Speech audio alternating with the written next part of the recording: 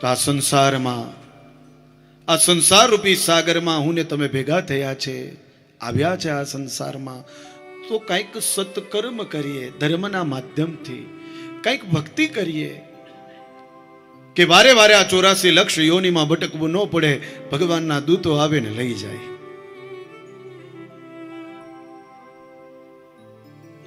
આ કવિના શબ્દ કેટલા સુંદર કે મેવા મળે કે ન મળે, મારે સેવા તમારી કરવી છે પ્રભુ. કારણ કે ખબર છે આ કવિને, સેવા કરી હશે ને એ કામ આવશે. સેવા કરી હશે ને તો ઉપરવાળો ડાયરી ને પેન લઈને બેઠો જ છે કે આ ભાઈ અહીંયા સેવા કરી છે. તમારે મેવા ગોતવા નહીં જવા પડે, મેવા તમારી સામે આવશે સાહેબ, મેવા તમારી સામે આવશે.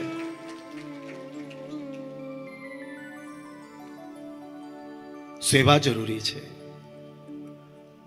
અને આ તો ભજનમાં કીધું, પણ મેં હમણાં કીધું તું કે સેવા કથા રસમહો નિતરાપિબત્વમ, ત્યાં પણ સેવા શબ્દ આવ્યો છે શ્લોકમાં.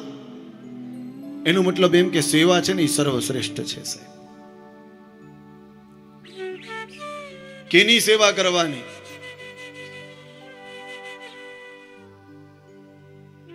માતા પિતાની સેવા કરવાની, ત્યારબાદ ભગવાનની સેવા કરવાની.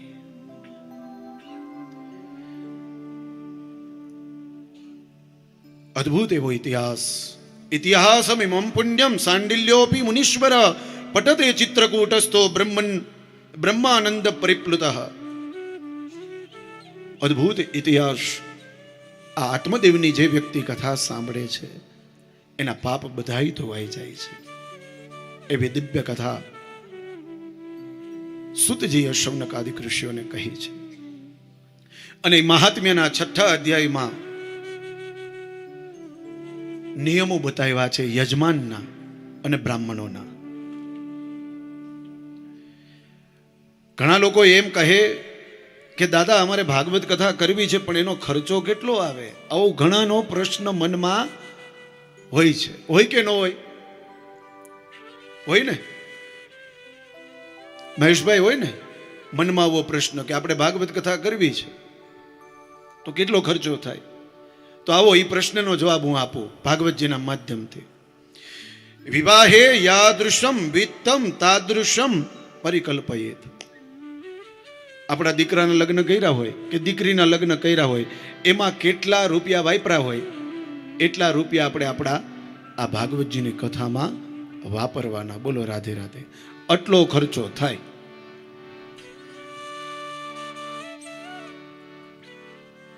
તો કે દાદા દીકરાના લગ્નમાં તો 3-4 કરોડ રૂપિયા વાપરી નાખ્યા છે. પાછા આવશે નહીં. એ તો ગયા, પૂરું થઈ ગયું. ખાધું પીધું ને રાજ કર્યું અને બટેટાનું શાક કર્યું, ખાઈ પીને મોજ કરી.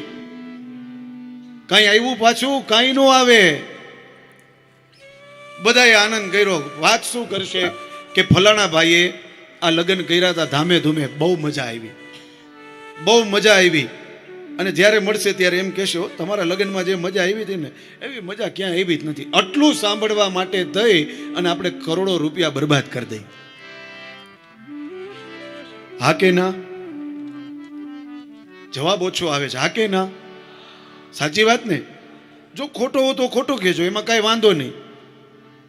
આપણને તો સાંભળવાની ટેવ પડી ગઈ છે. બોલો રાધે રાધે.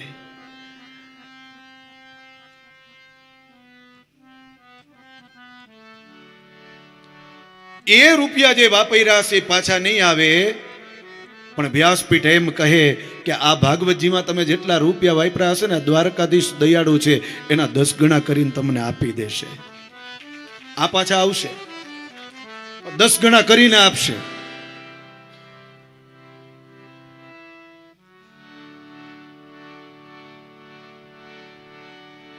કારણ કે એવો આ દયાળુ છે. ભગવાન મનને તમને આપી જ દે છે સાહેબ, આપી દે છે.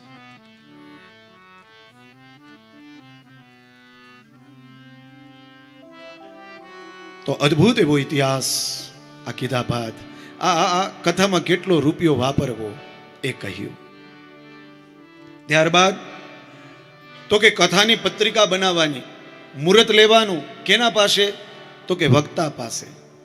અત્યારે સિસ્ટમ એવી થઈ ગઈ છે કે આપણે મુહૂર્ત આપીએ કે અમારે આ જ તારીખમાં કથા કરવી છે. બોલો રાધે રાધે. આપણે એમ કહીને કે આમાં બે પક્ષ ભેગા થાય છે, ન કરાય. તો કે નહીં, અમારા છોકરાની રજા આમાં જ છે, અમારે 5 દિવસની રજા આમાં જ આવે છે, અમારા મહેમાનો આ જ સમયમાં આવી શકશે. એલા મહેમાન માટે કરો છો કે તમે તમારા પૂર્વજો માટે કરો છો કે તમારા માટે કરો છો? સમજાતું નથી. અને કાંઈ એમ કે દાદા આ સમય દરમિયાન જ હોલ ખાલી છે, પછી છે નહીં. એનો મતલબ એમ કે મુહૂર્તનું કોઈ મહત્વ છે નહીં. પણ ભાગવતજી એમ કહે છે સૌથી પહેલા એનું મુહૂર્ત કાઢવું. અને એમાં પણ સર્વશ્રેષ્ઠ મુહૂર્ત કયું છે ખબર છે? એકાદશી મધ્યમાં આવે ને એ સર્વશ્રેષ્ઠ મુહૂર્ત છે. ચૈત્ર મહિનો હોય, વદ પક્ષ હોય. વદ પક્ષ એટલે પિતૃમાસ કહેવાય, પિતૃપક્ષ કહેવાય. અને એમાં પણ નોમથી લઈને 14 અમાસ સુધીની કથા હોય. એમાં વચ્ચે 11 આવતી હોય. આ સર્વશ્રેષ્ઠ મુહૂર્ત છે. આમ તો તમે 12 માસમાં કથા કરી શકો, પણ આપણે આવા સમય આપી દીધા કે પિતૃ પાછળ કરીએ એટલે ચૈત્ર માસ, કા કાર્તક માસ, કા ભાદરવો માસ, કા માક્ષર માસ. જો આવું હોત તો પછી ગોકર્ણ મહારાજ શ્રાવણ મહિનામાં કથા કરત નહીં. એનો મતલબ એમ કે 12 મહિના કથા થઈ શકે છે, કરી શકાય. પણ સર્વશ્રેષ્ઠ મુહૂર્ત આ બતાવ્યા છે. તો મુહૂર્ત એવા લેવા કે જે શાસ્ત્રમાં બતાવેલા હોય. મુહૂર્ત લેવાનું